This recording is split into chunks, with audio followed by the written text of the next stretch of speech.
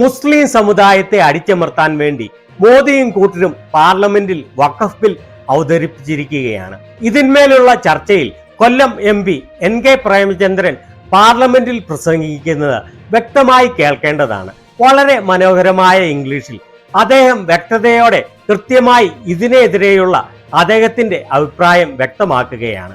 പ്രതിപക്ഷ നിരയിലുള്ള MP-മാരുടെ ഇംഗ്ലീഷിലുള്ള പ്രാവീണ്യം ഒന്ന് കേൾക്കേണ്ടത് തന്നെയാണ്. രാജ്യം ഭരിക്കുന്ന മോദിയുടെയും കൂട്ടരുടെയും പാർട്ടിയിലുള്ള ഒരാളിന് പോലും ഇത്ര വ്യക്തമായി മനോഹരമായി ഇംഗ്ലീഷിൽ സംസാരിക്കാൻ അറിയാമോ എന്ന് വളരെ സംശയമാണ്. NK പ്രേമചന്ദ്രൻ വഖഫ് ബില്ലിനെതിരെ പാർലമെന്റിൽ സംസാരിക്കുന്നത് വ്യക്തമായി കേട്ടുകൊള്ളൂ. Thank you very much, Mr. Speaker, sir, for giving me this opportunity to take part in the discussion. Sir, I rise to oppose the Waqf Amendment Bill 2025 as it is totally anti-constitutional, anti-federal and anti-secular. Sir, Article 25 to 28 of the Constitution, in particular Article 26 and Article 13(2) of the Constitution is very clear that this bill violates the fundamental rights of freedom of religion. That is being violated. That is why I am saying that this law will not sustain in a judicial scrutiny. If it goes to the judicial scrutiny, definitely it is violating Article 13(2) of the Constitution, so it will not survive in law. Sir, the Honorable Home Minister today in his intervention has made an illogical distinction between Waqf and the Waqf Board. I would like to know from the Honorable Home Minister Amit Shah ji, Waqf means it is a dedication on the part of a believer to the God, to Allah. It is a dedication, it is a gift.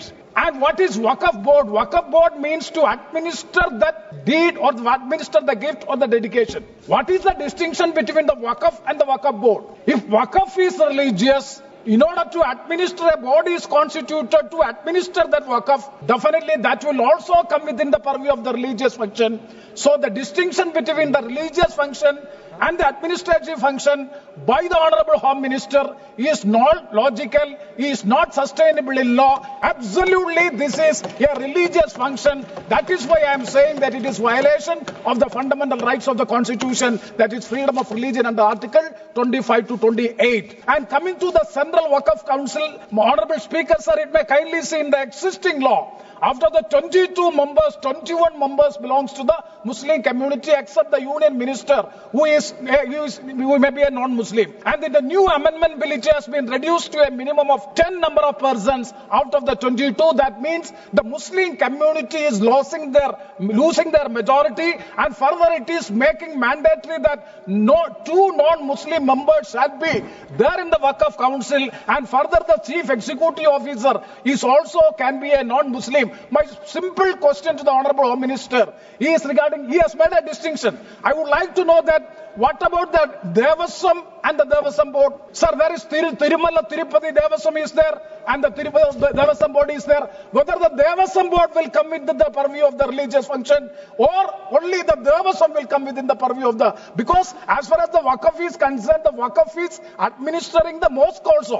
Suppose there is a dispute comes, definitely it refer to the tribunal, the Waqf to the Waqf Board. The Waqf Board is administering the entire activities of the mosque also. That means if the Devasam and the Devasam Board both are religious functions, definitely the Waqf and the Waqf Board are also religious function, and inclusion of non-Muslims into this Waqf Board is ultimate. It is an insult to that community. Whether the government will allow to a non-Hindu to be in the Guruvayur Devasam Board, in the Cochin Devasam Board, or in the Tirumala Tirupati Devasam Board, definitely it will be an insult, and it will be insult on the aspirations and the emotions of the people belonging to that community. If that be the case, why you are making such a provision so as to insult the sentiments of a community in India? That is why we are saying that it is targeting a particular community to deviate from the mainstream and to divide the people on the basis of the religion and thereby getting political advantage out of it. That is why politically also we are strongly opposing this bill,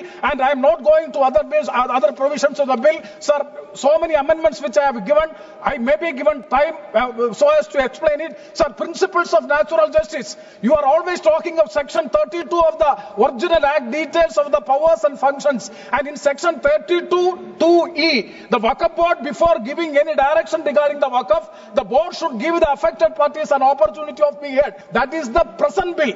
But unfortunately, in the amendment bill which is being reported by the Joint Parliamentary Committee, the opportunity of being heard is taken away. That is being omitted. That means it is in there, it is directly affecting the natural principles of natural justice. And coming to clause 18, the Waqf board is totally, sir, I'm concluding, totally disemboweled. And also the rule making power with the central government, state has no provision. That is why it is against the federal principles. And finally, sir, regarding the Munambam. Sir, one point I will conclude regarding the Munambam in the state of Kerala. I'm very happy to hear from both ministers that they are very much concerned about the Munambam issue. Sir, we are all supporting the issue of the Munambam, in particularly the tenants, more than 600 people there are residing. And I would like to seek a clarification from the Honorable Minister in his response. That is 2A, that is newly amended provision in the bill. Whether it will help the Munambam people, definitely we will welcome it, no doubt about it. Okay. That is why I would like to say such a clarification is there. We are not for any religion. All religions should be in a harmonious way, friendly way, so as to maintain the secular fabric and the progress of the country, for which this bill is not good for the country. That is why we are strongly opposing the bill with these observations. Thank you very much, sir.